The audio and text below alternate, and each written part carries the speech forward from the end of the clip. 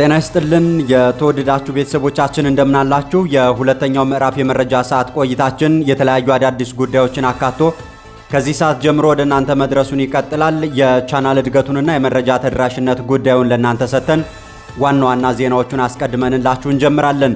በህወሓትና በብልጽግናው ኃይል መካከል ያለው ውጥረት ተባብሶ የክልሉ ጊዜያዊ አስተዳደር ፕሬዝዳንት ሌተናል ጀነራል ታደሰ ወረደ ነገሮችን በሰላም ለመፍታት ጊዜው አልቋል ማለታቸው ሲሰማ፣ የፈረንሳዩ ዜና ወኪል ይዞት በወጣው መረጃ ደግሞ የመከላከያና የህወሓት ወታደሮች በሁለቱም በኩል ድንበር ላይ መፋጠጣቸውን አጋልጧል። ዋነኛ ትኩረቱን በሰላምና በጸጥታ ጉዳዮች ላይ አድርጎ የሚሰራው ኢንተርናሽናል ክራይሲስ ግሩፕ በዛሬው ዕለት ባወጣው ሪፖርት ደግሞ በኢትዮጵያና በኤርትራ መካከል ያለው ውጥረት በማንኛውም ቅጽበት ሊፈነዳ ይችላል ሲል ባወጣው ሪፖርት ላይ አስጠንቅቋል። በሌላኛው መረጃችን ደግሞ ሶማሌላንድ የቱርኩ ፕሬዝዳንት ረሲፕ ጣይብ ኤርዶጋን በአዲስ አበባ ያደረጉትን ጉብኝት ተከትሎ ዛሬ ረፋዱ ላይ አስቸኳይና ጠንከር ያለ የተቃውሞ መግለጫ አውጥታለች።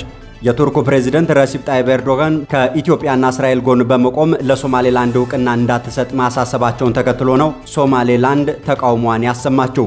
በሁለተኛው ምዕራፍ የዜና መዋዕል ቆይታችንም የተካረረውን ሀገራዊና ቀጠናዊ የፖለቲካና ወታደራዊ ጉዳዮችን በዝርዝርና በትንታኔ እንመለከታቸዋለን። አብራችሁን ሆናችሁ ቻናሉን ሰብስክራይብ፣ መረጃዎቹንም ላይክና ሼር እያደረጋችሁ ትቆዩ ዘንድ እንጠይቃችኋለን። መልካም ጊዜ እንመኝላችኋለን።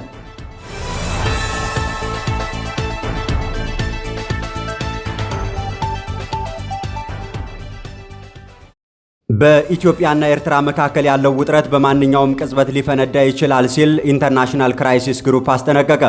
ዋነኛ ትኩረቱን በሰላምና ጸጥታ ጉዳዮች ላይ አድርጎ የሚሰራው ኢንተርናሽናል ክራይሲስ ግሩፕ በዛሬው ዕለት ኢትዮጵያንና ኤርትራን እንደዚሁም በትግራይ ክልል ያለውን አሳሳቢ ሁኔታ አስመልክቶ የጥናት ሪፖርቱን ይፋ አድርጓል።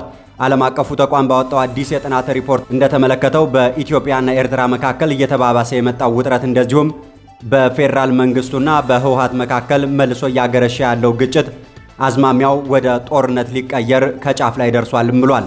በአብይ አህመድና በኢሳያስ መንግስታት እንደዚሁም በህወሓት መካከል ያለው የተወሳሰበና በውጥረት የታጀበውን ግንኙነት በአፍሪካ ቀንድ በማንኛውም ቅጽበት ሊፈነዳ የሚችል የባሩድ በርሜል ሲል ኢንተርናሽናል ክራይሲስ ግሩፕ የሁኔታውን አሳሳቢነት በሪፖርቱ ላይ ገልጾታል። ሪፖርቱ በፈረንጆቹ አቆጣጠር በ2018 ዓ.ም በኢትዮጵያና ኤርትራ መካከል ተፈርሞ የነበረው የአዲስ አበባ አስመራ ባህር ዳር ወታደራዊ ጥምረት ሙሉ በሙሉ ፈርሶ አሁን ላይ ሁለቱ ሀገራት እርስ በርሳቸው ወደ መጠላላትና ወደ ጦርነት እየተንደረደሩ ነው ሲልም ያትታል።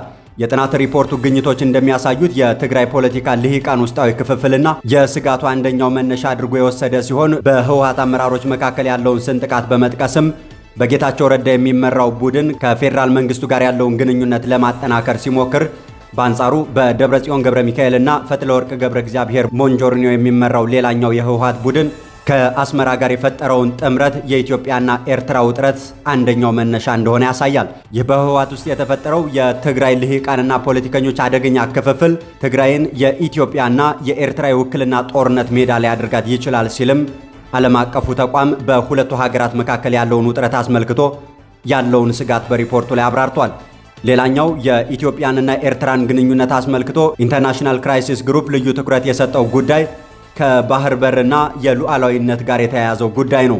ኢትዮጵያ ከሶማሌላንድ ጋር የተፈራረመችው የመግባቢያ ሰነድና ቀጥሎም የአሰብ ጉዳይ መነሳቱ ኤርትራን ለጦርነት ዝግጁ እንድትሆን አድርጓታል ሲልም ይገልጻታል።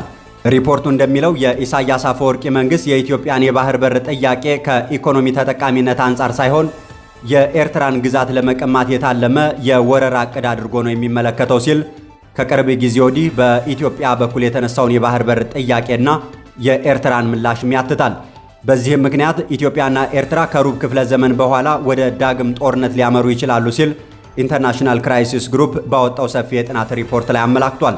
ተቋሙ በጥናት ሪፖርቱ ካካተታቸው አንኳር ጉዳዮች መካከል ሌላኛው በአማራ ፋኖና በፌደራል መንግስቱ መካከል እየተካሄደ የሚገኘው ጦርነት ሌላኛው ሲሆን የኤርትራ መንግስት ለፋኖ ታደርጋለች የሚባለውን ወታደራዊ ድጋፍ የአብይ አህመድ መንግስት እንደ ጠባጫሪነት እንደሚቆጥረውም ተጠቅሷል። ሪፖርቱ ይህ ጉዳይ ሌላኛው ለጦርነት ገፊ ምክንያት እንደሆነ በመጥቀስም ሁለቱ ሀገራት ወደ ግጭት እንዲገቡ ከሚያደርጉ ምክንያቶች አንደኛው መሆኑንም ይጠቅሳል። ከቀጠናዊና ዓለም አቀፋዊ ተጽዕኖ በኢትዮጵያና ኤርትራ መካከል ጦርነት እንዲቀሰቀስ ሊያደርጉ የሚችሉ ጉዳዮች መሆናቸውን ልዩ ትኩረት የሰጠው ሪፖርቱ በሱዳን ያለው የእርስ በርስ ጦርነት ለኢትዮጵያና ኤርትራ የጦር መሳሪያ ዝውውርና የታጣቂዎች መመሸጊያ ምቹ ሁኔታ ከመፍጠር ባሻገር በሱዳን ያለው ቀውስ በኢትዮጵያና ኤርትራ ውጥረት ሲታከልበት ከቀይ ባህር እስከ ናይል ተፋሰስ ያለውን ሰላም አደጋ ላይ የሚጥል ነው ሲል የአፍሪካ ቀንድና የቀይ ባህር ቀጠና ላይ ያንዣበበውን ስጋት አክሎ ገልጿል።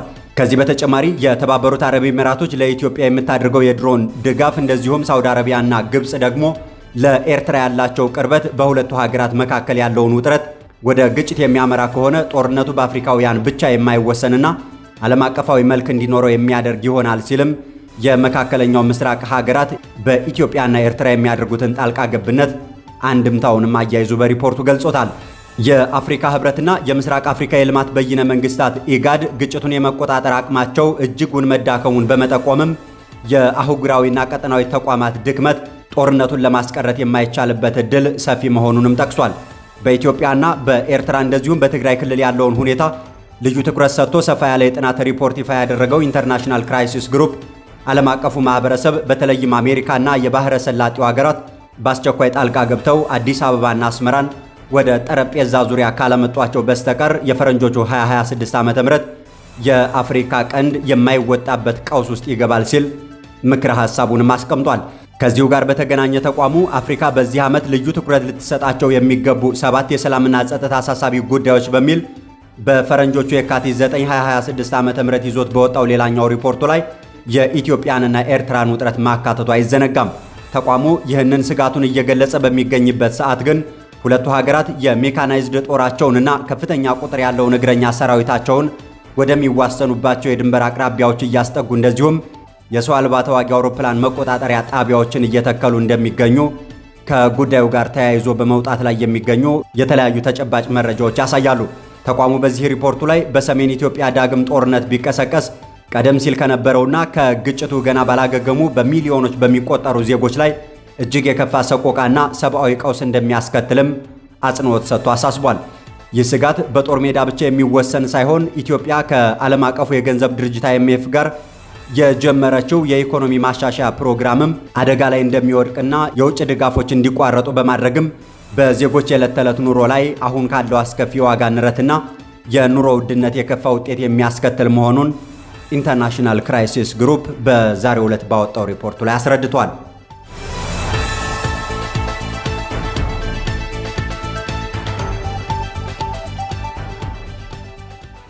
በሌላኛው መረጃችን ስንቀጥል ሶማሌላንድ የቱርኩን ፕሬዝዳንት ረሲፕ ጣይብ ኤርዶጋን በአዲስ አበባ ያደረጉትን ጉብኝት ተከትሎ ዛሬ ረፋዱ ላይ አስቸኳይና ጠንከር ያለ የተቃውሞ መግለጫ አውጥታለች።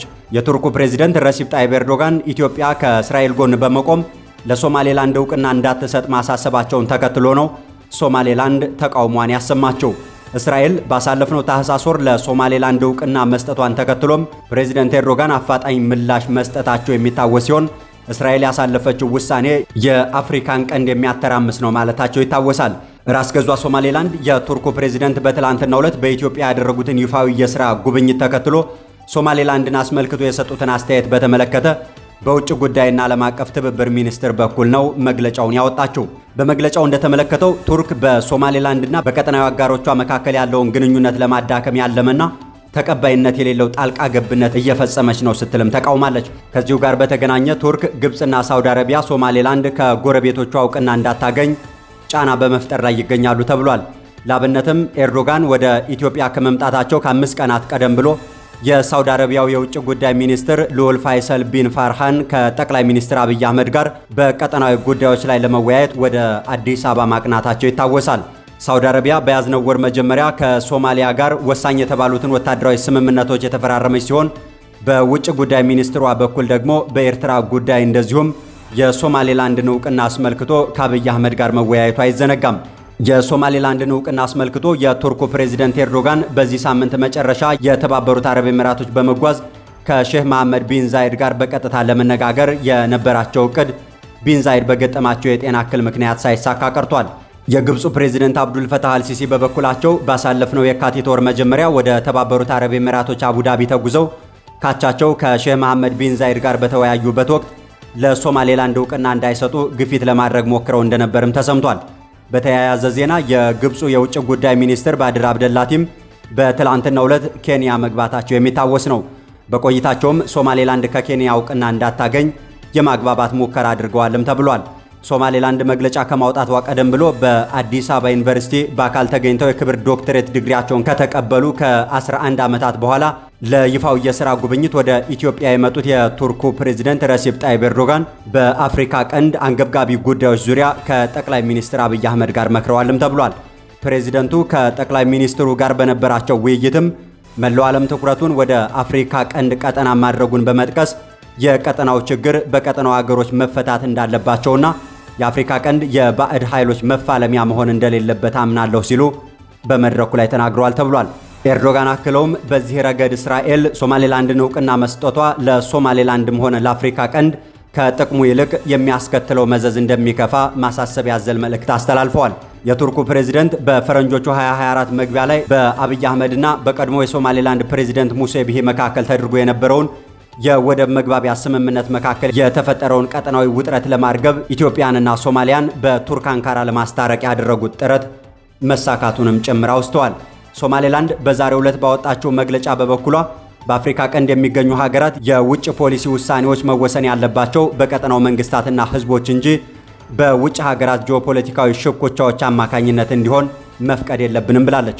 ሶማሌላንድ ቱርክ ቀጠናዊ ውጥረትን ከሚያባብሱ አቋሟ እንድትቆጠብ እንደዚሁም የመከባበርን በሌሎች የውስጥ ጉዳይ ጣልቃ ያለመግባትንና የሉዓላዊ ውሳኔ አሰጣጥ መርሆችን እንድታከብርም ጠይቃለች።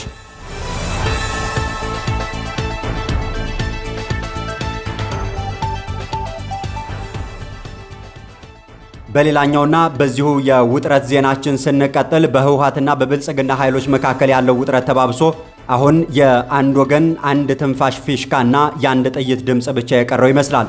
የትግራይ ክልል ጊዜያዊ አስተዳደር ፕሬዝዳንት ጀነራል ታደሰ ወረደ ነገሮችን በሰላም ለመፍታት ጊዜው አልቋል ማለታቸው ሲሰማ፣ የፈረንሳዩ ዜና ወኪል ይዞት በወጣው መረጃ ደግሞ የመከላከያና የህወሓት ወታደሮች በሁለቱም በኩል ድንበር ላይ መፋጠጣቸውን አጋልጧል። በህወሓት 51ኛ ዓመት መታሰቢያ ላይ የተገኙት የትግራይ ክልል አስተዳደር ፕሬዝዳንት ታደሰ ወረደ ለሰላም ያለው ዕድል ጠባብ መሆኑን አንስተው አስተዳደራቸው ግን አማራጩን እስከ መጨረሻ ለመጠቀም እንደሚሞክር አንስተዋል። ፕሬዝዳንቱ በንግግራቸውም በፕሪቶሪያው የሰላም ስምምነት ማዕቀፍ ውስጥ ውይይቶችን ማድረግ አሁንም ቢሆን እንደሚቻል ቢያነሱም እስካሁን ባልተፈቱ ባሏቸው ጉዳዮችና አሁንም ዳግም ባገረሹ ውጥረቶች ምክንያት ግን የንግግሩ ዕድል እጅጉን እየጠበበ መጥቷል ብለዋል። ፕሬዝዳንቱ በንግግራቸው በፕሪቶሪያው ስምምነት መሰረት ያልተፈቱ ያሏቸው ጉዳዮችም ምናልባትም የወልቃይትና ራያ ጉዳዮች ሳይሆኑ እንዳልቀሩ እየተነገረ ነው። የፈረንሳይ የዜና ወኪል ፍራንስ 24 በሰራው ዘገባ ደግሞ የመከላከያና የህወሓት የተቀናጀ ጦር በሁለቱም በኩል የትግራይ ክልል ድንበር ላይ ሰፍሮና ፍጥጫ ውስጥ ገብቶ እንደሚገኝም ገልጧል። በትግራይ ድንበር የተፈጠረው ውጥረት በእነዚህ ሁለት ቀናት ውስጥ ተባብሶ የቀጠለ ሲሆን እግረኛ ሰራዊቱን ጨምሮ ከፍተኛ የሜካናይዝድ ጦራቸው በሁለቱም ኃይሎች በኩል ተሰልፏልም ተብሏል። የተወደዳችሁ ቤተሰቦቻችን የሁለተኛው ምዕራፍ ዜና መዋዕላችን የተከታተላችኋቸውን መረጃዎች ይዞ ከናንተ ጋር ቆየ። ስለ አብሮነት ቆይታችሁ እናመሰግናችኋለን። መልካም ጊዜ እንመኝላችኋለን።